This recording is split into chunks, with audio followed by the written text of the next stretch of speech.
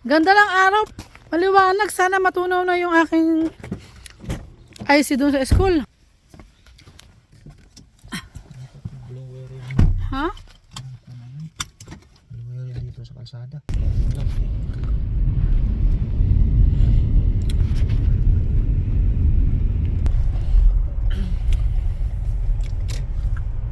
I-check natin yung titirahan ng aming former boss. Titingnan natin yung kwarto at kukunin natin yung susi. Para siyang Indian. O ano? Kaya ito nga yung main entrance kasi di sila lumabas eh. Nung sinundo natin, di ba? So ayan, pabalik na po yung boss namin, yung dating tinulungan namin na ilagay yung ang mga kagamitan sa bahay namin. Kukunin namin yung susi kung sino man yung namamahala. Pero nag-high yun, ewan ko baka hindi, nakaparking lang yun. 2:00 daw ang aming pagkikita dito.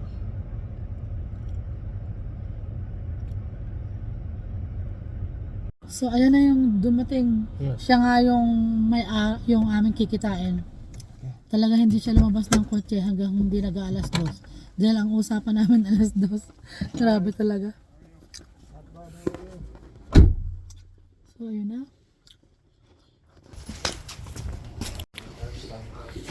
First time for you? Yeah. And who's moving in? It's oh, okay, that's what it was. Yeah.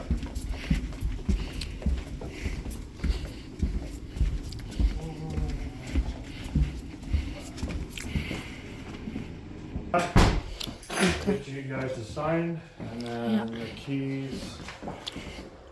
Here's the keys here for you guys. We'll write those down. And then you'll be on your way. It'll be pretty quick and easy. Oh yan, okay naman pala siya. Just all the lights Good on. naman siya, good. Yeah, I'll take a photo of that and then we'll write it down. And anything else looks on the place, we'll get her done. 2 bedrooms. Ayan, so ito yung ano nila. Ito, dito lilipat yung boss namin. Yung hinatid namin, tapos yung susundin uli namin. Yung naglagay ng mga bagahe sa aming bahay. Parating na siya galing Korea. So yan. Wala naman. Dito sa outside.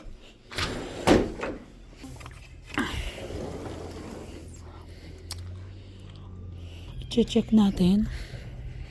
So, nag-check tayo para yung mga damages.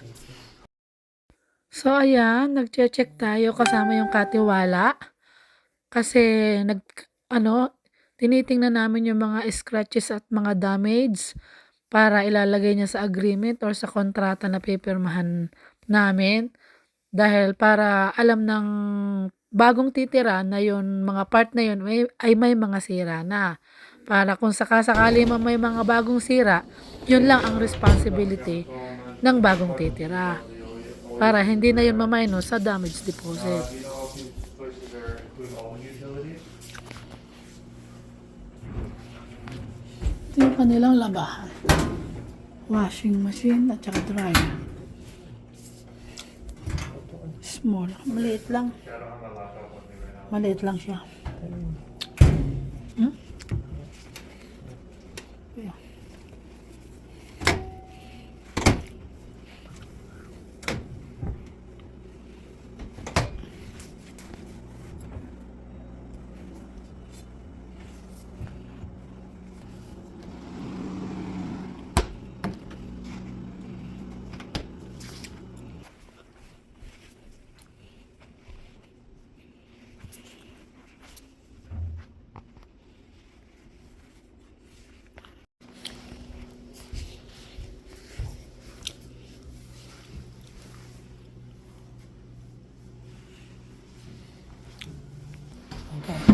Okay.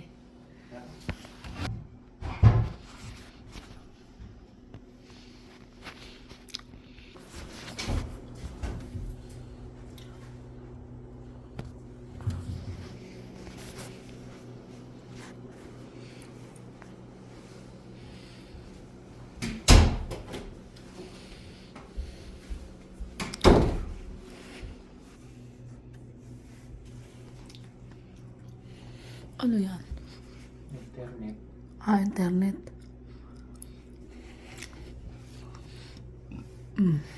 Okay na yan.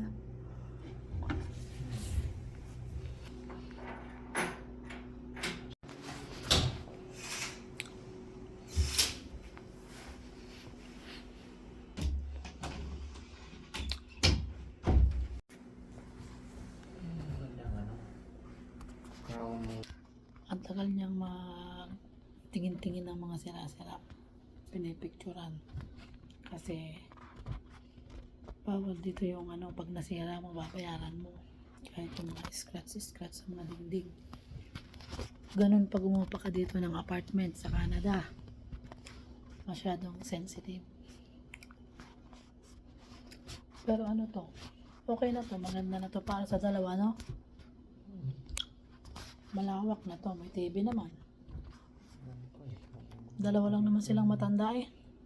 Ano pa dito.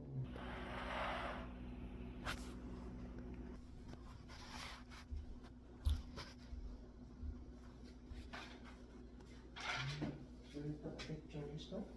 Yeah, I took a picture of that already. Yeah. I'll take a picture of the outside when I meet. Yeah. Anything else you want me to take a picture of that you see? 547 on Verheim. Date is January 13th, 2025. The appliances that are coming with it: washer, dryer, fridge, dishwasher, stove, microwave, hood fan. There's two. I took pictures of the furniture. I put yes. Pictures again for the property. Initial on the bottom there. Parking, there's a parking stall outside. Any stall really. Everything else is in okay condition. Nothing.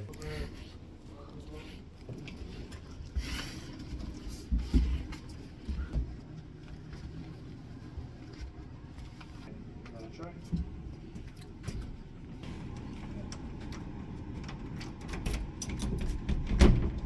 Okay, perfect. No more questions? Oras na. Naku, 35 na pa. Ang tagal din pala ng ano. Pag mag-ano ka ng dyan sa mga apartment. Daming chichiboreche. Ang daming chine-check na mga pinipicturan lahat-lahat para syempre kasi nga dito may mga damage deposit pagka umupa ka. So para sigurado yun, mabait naman yung nangangasiwa. Kaya okay siya. Medyo matagal-tagal lang na ano, matagal-tagal lang picturan at saka hanap yung mga sira-sira para mailagay doon sa contract na pinirmahan ni Kapapa. Papa, ikaw ang pumirma, delikado. Delikado ka, Papa. Ikaw yata ang titira, ikaw ang nakalagay na tenant ah.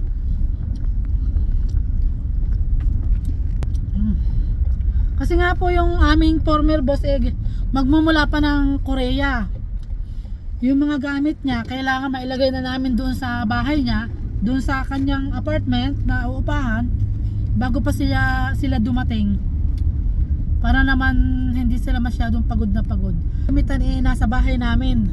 Doon iniwan kasi nga nagbakasyon sila sa Korea ng 6 na, umabot ba ng 6 na buwan pa? Oh, July 15 naman. Ay, oo nga pala, halos mahigit pa 6 na buwan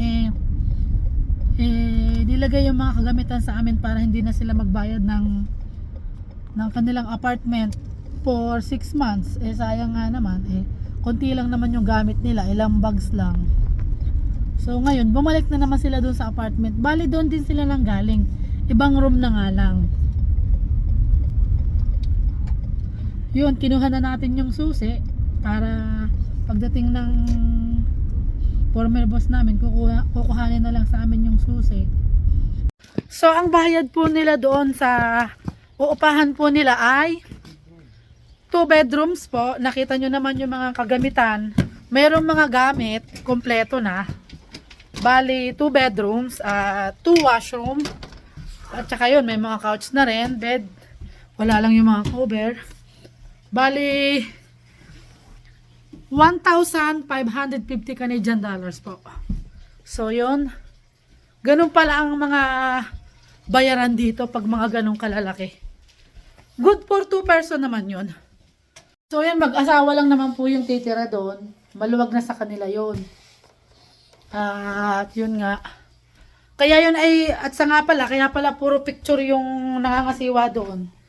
Bawal halimbawa, magkaroon ng scratch. Yung bahay, babayaran mo pagka umalis ka na. Kung kaya nga may damage deposit tayong tinatawag. Ganun dito sa Canada.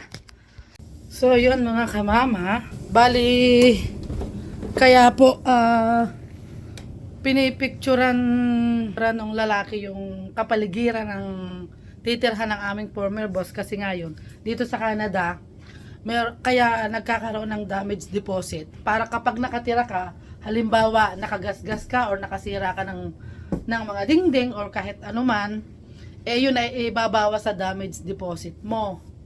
So yun ang patakaran dito, kaya nagbibigay sila ng damage deposit kapag ka tumitira sila sa kahit ano, bahay man, apartment man, hotel man, ganun ang kanilang ginagawa dito.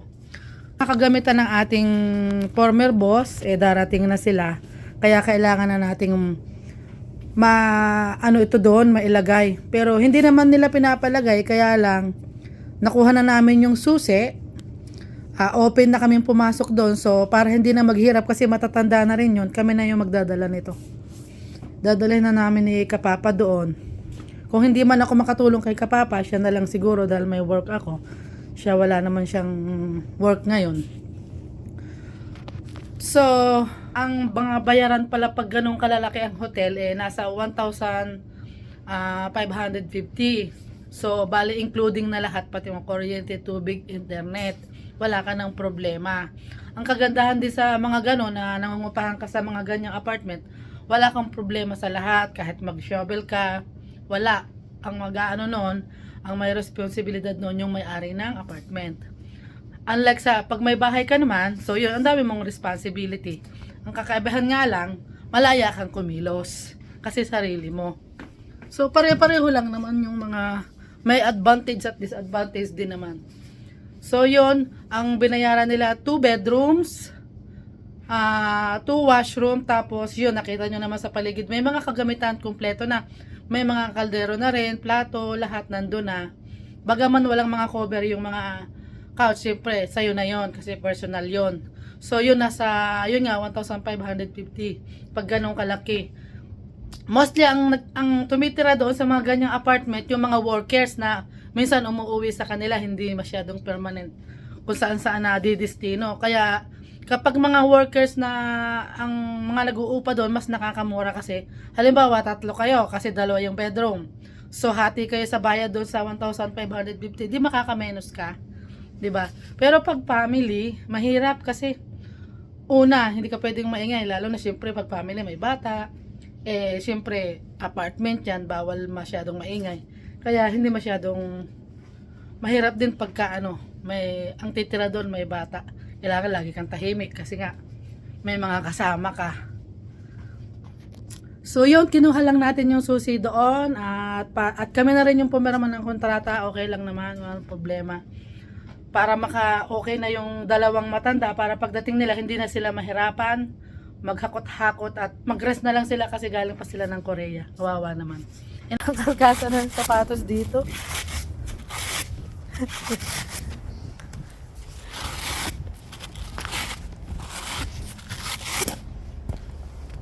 Ayan. May kaskasan pala ng sapatos doon. Hindi ko alam.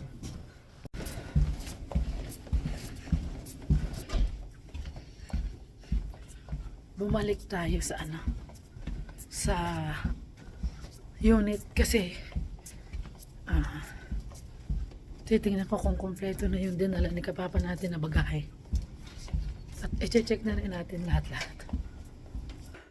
So, ayan na yung bagahe ng ating former boss na dala na ng Kapapa natin. So, ayan, nandito na rin yan ang mga lutuan. Kompleto na. 1, 2, 3, 4, 10, 11, 12, 13, 14. So, ayan. So, ayan. Kompleto na yung mga gamit niya. Nandito na siya lahat. Okay. Ayan. O, ayan. Ano na, andito na lahat yung bagahin nila. Sila na ang bahala dyan. Basta dinala lang ng kapapa natin. Kita nyo. Ito yung washroom mo. Ulitin uli natin. Yan yung washroom na malaki. Ito yung ano nila. Yan, pantry. Lagay ng mga groceries. Ito yung isang room nila. Meron din silang lagayan ng damit dito. Yan, di ba? Closet. Yan. Yun, may bintana. Andito naman yung isang ano. Pakita ko sa inyo. Papakita ko sa inyo yung pinaka ano. Ito yung pinaka master bedroom. Malaki. Ay! Ito yung master bedroom. Paano to binubuksan bintana na to? Aba, walang adjustan ah. So, ayan. Paano kaya? Ay, ito pinipindot yata. Ano to? Ba't ayaw? Paano kaya to? Hindi ko alam kung paano yun. Aray ko. So, yan yung bintana. Okay, ito sa labas. Gandang tingnan. So, yan. Ito yung master bedroom. Pinipindot ba? Hindi ko alam eh. Paano? Ayaw eh. Kung close ano? Wala. Oo, ayaw. Pero ito siguro yung ano niya, button para ano. Saan yung button niya?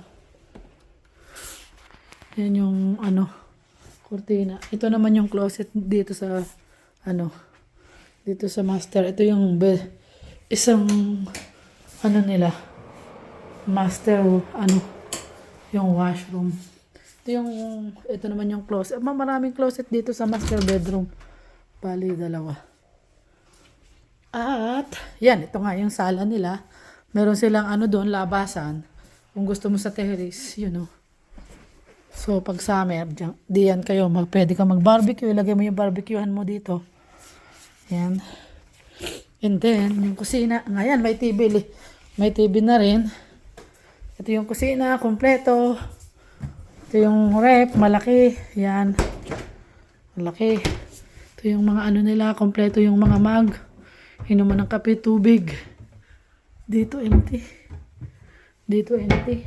Yun, may kapehan na din. May coffee maker. Plato. Yan, may mga bowl. Good for, ano yan, 4 person ng mga kagamitan. Eh, dalawa lang naman sila eh. Dalawa lang mag-asawa lang sila. Yun, marami din ditong laman. O, see? So, yun. Ano naman to? O, yan. Kompleto yung mga ano natin. Kutsara, tinidor. Kompleto rin, no? Pagamit yan. Ito yung kanilang lutuan. Ito naman yung kanilang laundry. Ito yung dryer. Ito naman yung washing. Eksakto lang. Sa 1,500. Ito yun naman yung kanilang microwave. Ang laki. High table and chairs. So, ang taas. Makaupo nga kung masarap sa matataas na table. Masarap din pala kung pag matataas ng table. Oh, kasi maliit lang yung table namin sa bahay. Kumbaga parang ano lang, yung ordinary ano. Pero ito mataas. Round table. Ayan, pwede. Pwede yan, isang yan? Ay, oo, ganun pala yun. Sanong ako dyan, di ko alam yan eh. Fresh mo. Ito pala yung pang ano. Ito yung yung pipindutin mo siya na ganito, tapos ipupush mo pataas yon.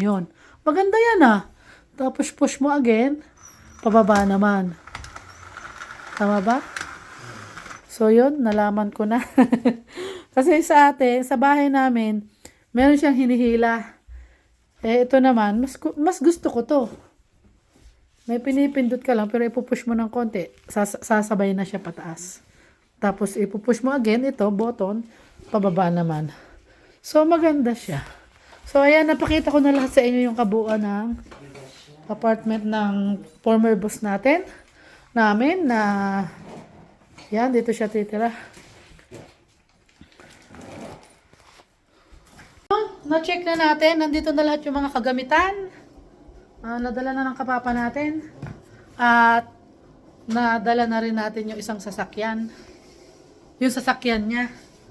hinatid na rin natin para pagdating nila tomorrow, may maghahatid naman sa kanila dito. Oh, okay na yung sasakyan nila. So, baba na tayo mga kamama. Pero wag tayo maingay kasi sa hallway maraming tao sa mga kwarto-kwarto. Okay. Ano naman doon? Ah, pwede rin? Oh. Kaya nga. May labasan din pala doon. Exit nga, oh. Mayroon din doon sa dulo. Mayroon din sa gitna. Paiikot. Ay, bakit? Suot ko na nga siya. So, yun. Okay na siya. Nadala na ang kapapa natin yung mga gamit. Ready na sila. Para pagdating nila mamayang gabi, nandun na yung mga gamit nila. Ayan, may elevator din dyan. Pwede ka mag-elevator, pwede ka maghagdan. Kaso first floor sila eh. Hindi sila magagamit ng hagdan. Ang maganda, first floor lang yung dalawang matanda. Okay lang ba ito, Papa, na sa ano? Bukas? Okay. So, ayun, dinala natin yung sasakyan niya. Para bukas ay nandiyan na yung sasakyan niya. Kasi mamayang gabi darating siya. So, ito. So, ito yung sasakyan ng ating boss. Dinala na natin dito. Okay na to? Nailak mo na? Okay na yan. Wala namang problema. Malawak pa sa kabila. So, sige. Natapos na natin. Alik na natin lahat. Bubok na... Meron kaming bubuksan kasi dumating na yung dalawang matanda nandun na sa kanilang tirahan. Pero may pasalubong sila sa amin. Eto oh. Bubuksan natin. Kay Kapapa. Sobre. Thank you daw. Yan oh. Nakalagay. Thank you. Round trip ticket. Oh, grabe ka naman. Yay! Oh. So, Sige nga. I'm gonna go home. You guys will stay here. Ano yun sa'yo? I have a round trip ticket. Buksan mo yung sa, ano, tingnan nga natin. Dyan, dyan. Magkano kaya kay Papa? Sobre ka niya. Oh, bro. Oh, money. Oh, yabang pa ganun-ganun pa. Papinta-pinta pa. Oh, wow. Dalawa. Ilan? Dalawa. Oh, wow. Thank you, boss. $400. Pasalubong. Kay kabebe naman. Ano yan sa'yo, anak? Pagkain? Oh, wow. Let me see. Ano yan? Korean, ano yan ah? Pikachu yan, babe. Pikachu? Hindi. Oy, madami. Candy from Korea. So, who is that? Hindi ko alam. Pikachu. Anong pick? Oh. Look, Korean. Korean. Korean Puka. Puki, ano yung puka? Ano yun? Puchaku. Anong puchako? Ayun nga. Pikachu. Yun ang kanila sa Korean. Pikachu. Oh. Sa Korean. Dilaw ang Puchaku. Pikachu. But this one is Anak yung Korean. sa'yo, let me see. Ano mga flavor niyan? Ano, cereal? Let me see, anak. Oh, cereal. Masarap to. Ganito? From ano to? From Korea. Oh, halo-halo siya. From Korea po ito. And then biscuit. Biscuit. Ito din. Brown. Oh, ano sasabihin mo kay boss? Salamat. Thank you, boss. Ang sa akin naman. Kamsahamnida. Ano yung kamsanida? Yeah, Korean. Ano yun? Pakihawakan mo nga papa nito. Icho yun. Tingnan mo ako, anak. Magbubukas ako. Ano kaya itong sa akin? Jaran! Oh, ano to? Damit? Moguchi. Anong pangalan? Muguchi. Muguchi. Ano siya? Silk? Sino mo dito na? Moguchi. Oh, wow. Ay, ang ganda. Ang cute. Uy! Ano yata ito? Awat-awat nila? Hindi. Hindi. Ah, okay. Pandito. Skirt pala. Oh, ito yung sa akin. Oh, wow. Thank you. Paborito ko kaya ang mga ganito. Moguchi, alright? Oh, see? Thank you, boss. Ano, from Korea. Yun. Pinasalubungan nila kami. Yakin na. Tingnan ko nga. Lang po mga kamama. Thank you for watching. Like and subscribe. Bye-bye.